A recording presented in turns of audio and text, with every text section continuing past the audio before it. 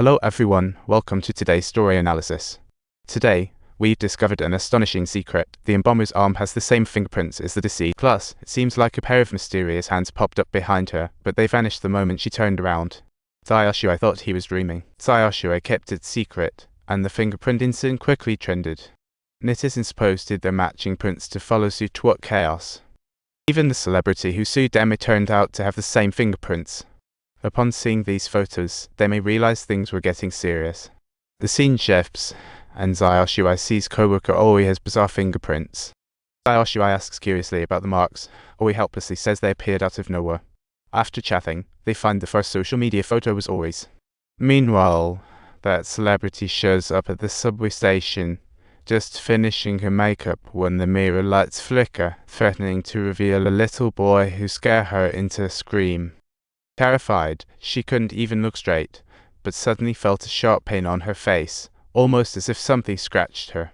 When the female celebrity swept her hair back to her surprise, she saw Oi, who was on patrol outside. Hearing the woman scream from the restroom, Oi rushed to report to her higher-ups. After getting the go-ahead, she headed to the bathroom to find her bag on the sink. Oi called loudly into the stall, but after waiting a long time, there was no response from inside. She decided to knock on the door, but still nothing. In her panic, Oi had no choice but to put down her things.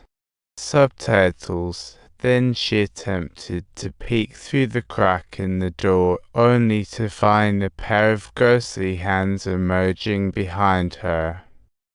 And just like that, both Oi and the celebrity met their fates in the restroom.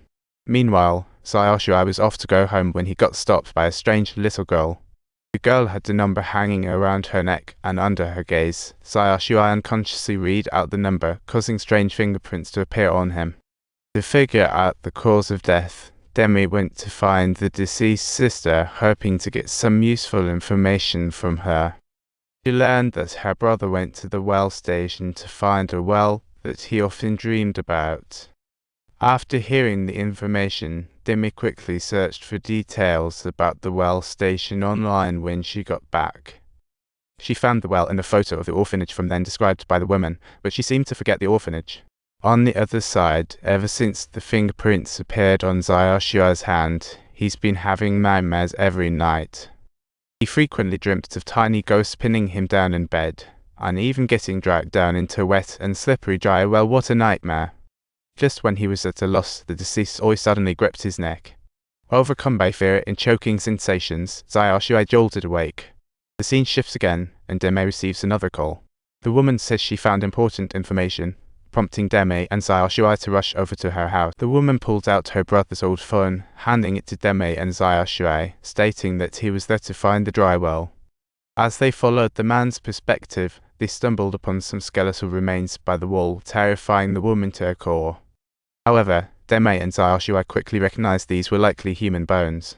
To uncover the mystery of the well and to break Yushui's curse, they quietly arrived at the well station and followed the tracks into a creepy tunnel.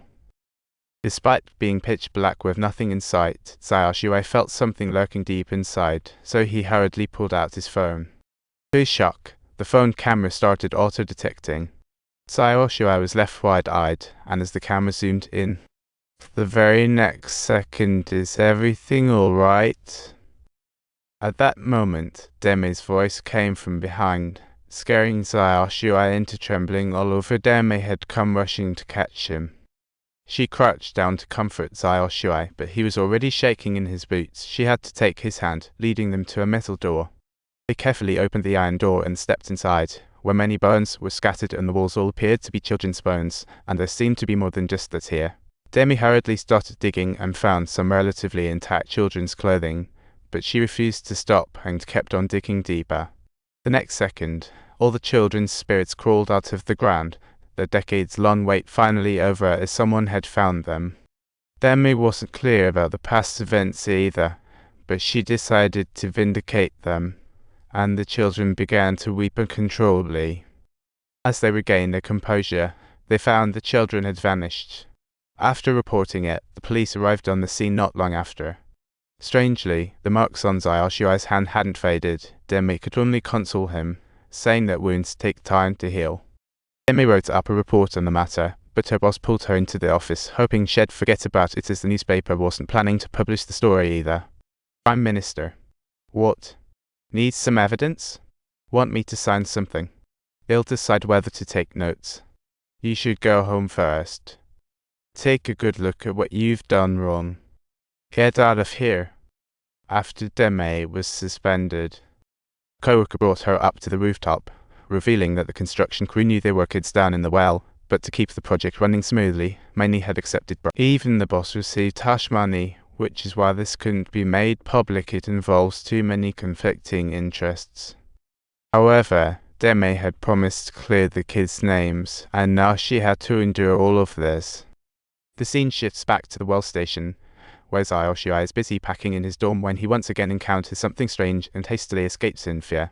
To make matters worse, he runs into the embalmer chatting with someone having been marked long ago. He seems perfectly fine. Yushui rushed over to stop him. He rolled up the embalmer's sleeve, beginning to search for the marks, but to his surprise, all the prints had vanished. Yushui quickly raised his hand to inquire what happened, and the embalmer said that if those who knew the truth spoke the number, the mark would pass to another.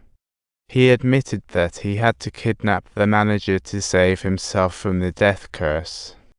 Suddenly, a small hand grabbed the manager's wrist, and Yushui appeared right before him, quietly, remembering what had happened in the past, revealing he was the last child to survive back then.